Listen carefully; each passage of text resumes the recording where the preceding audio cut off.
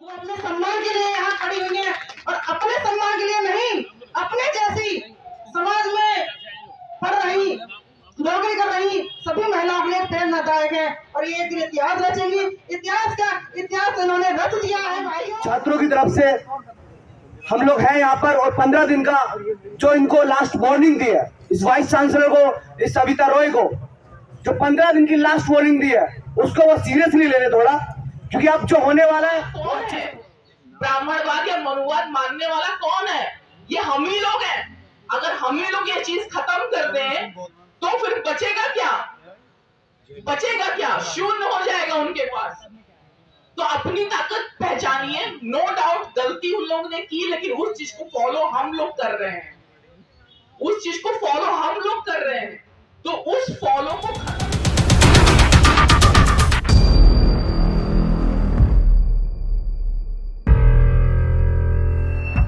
जय भीम, जय भारत, जय संविधान, जय मूल्यवासी।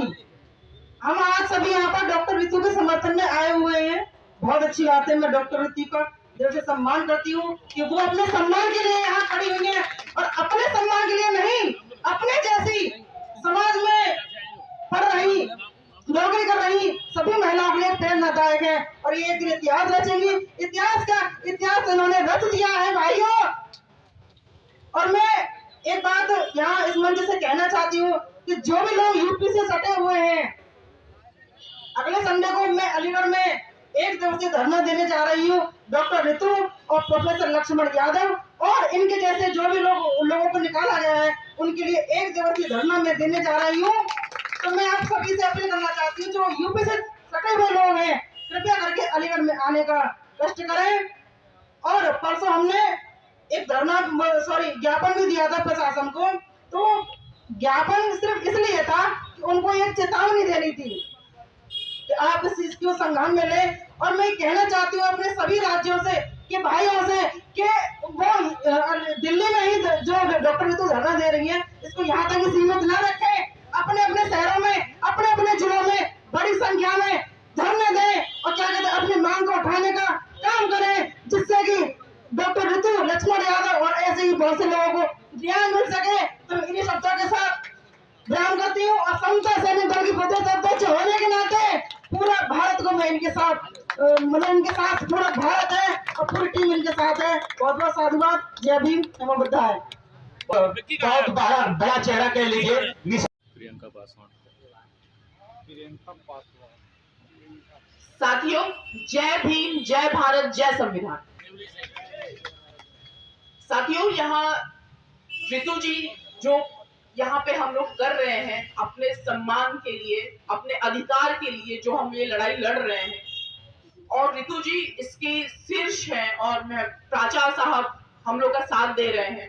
तो और आप लोग जो यहाँ पे हैं, आप लोग सब लोग अपने लिए जोरदार तालियों से खुद का स्वागत करें और ऋतु जी का, प्राचार्य जी का और सभी लोग का स्वागत करें।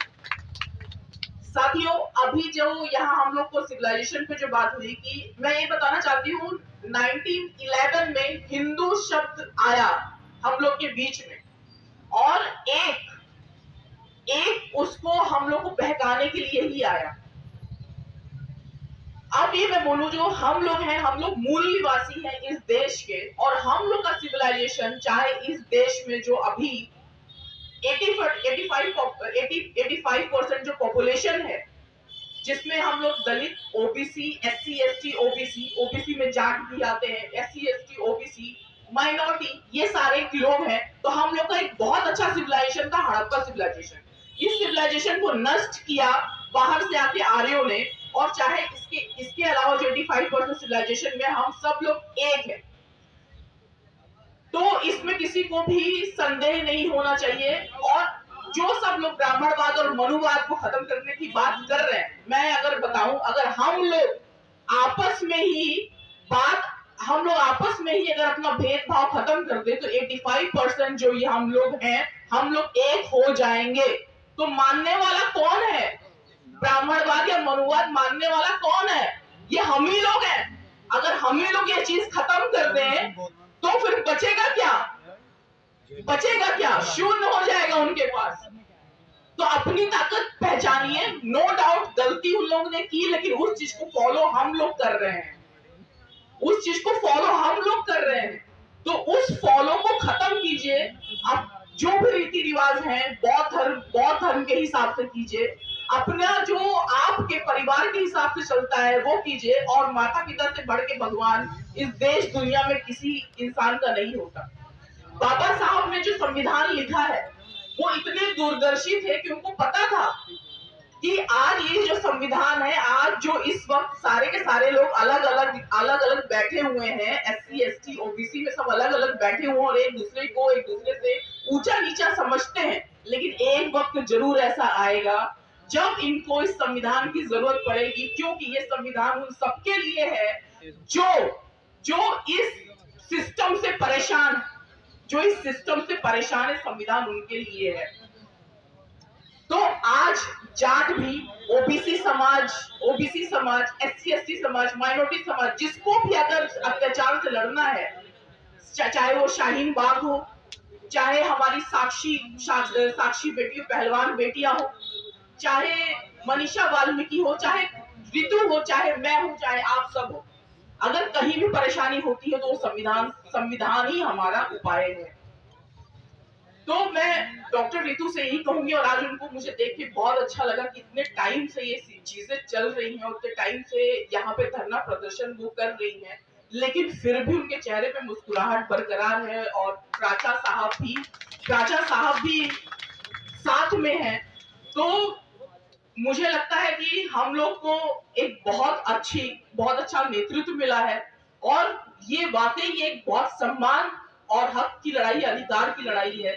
हम इसको कंटिन्यू रखेंगे और हर क्षेत्र में अपना हक लेके रहेंगे। सर छोटू राम की यहाँ बात हुई, वो बहुत ही बेहतरीन, मतलब इस जगह पे अगर ऐसे आते हैं तो लोगों की जो बात सुनते, सर छोटू राम बहुत ही सामाजिक और बहुत ही लड़ने वाले इंसान थे। तो मैं अपनी बात, अगर लड़ना है तो बाबा साहब की तरह लड़ो, जिन्होंने कमरे से बैठ के लड़ाई की। अगर कमरे से लड़ाई लड़नी है और अगर सड़क पे लड़ाई लड़नी है तो मान्यवर काशीराम की तरह लड़ाई लड़ो, उन्होंने जो कमरे की लड़ाई सड़क से लड़ी, तभी हमारी जीत है। और डॉक्टर रितु इसमें आगे बढ़ रही है, इसका उनको बहुत बहुत धन्यवाद है। आप सभी का बहुत बहुत धन्यवाद है, आप लोग यहाँ मौजूद हैं। तो मैं अपनी बात यही समाप्त करूंगी, क्योंकि मेरे बच्चे की तबीयत खराब है और मुझे निकलना है। और आप लोग का बहुत बहुत धन्यवाद, रितु जी का बहुत बहुत धन्यवाद, प्राचा साहब का बहुत बहुत धन्यवाद, और नौटियाल साहब और जितने भी मंच पे आसीन हैं, और आप लोग का बहुत बहुत धन्यवाद। जय भीम, जय भारत, जय संविधान।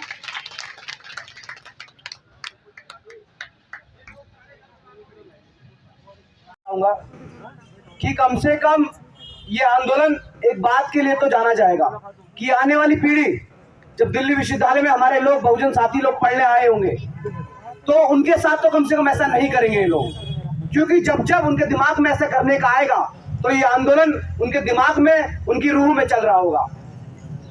और साथियों, जितनी मांगे हमारी है उन सब चीजों पर लगातार मैं दिल्ली विश्वविद्यालय की तरफ से, उन तमाम छात्रों की तरफ से, हम लोग हैं यहाँ पर, और 15 दिन का जो इनको लास्ट वार्निंग दी है, इस वाइस चांसलर को, इस सविता रॉय को जो 15 दिन की लास्ट वार्निंग दी है, उसको वो सीरियसली ले ले थोड़ा, क्योंकि अब जो होने वाला है वो अच्छे से भुगतेंगे।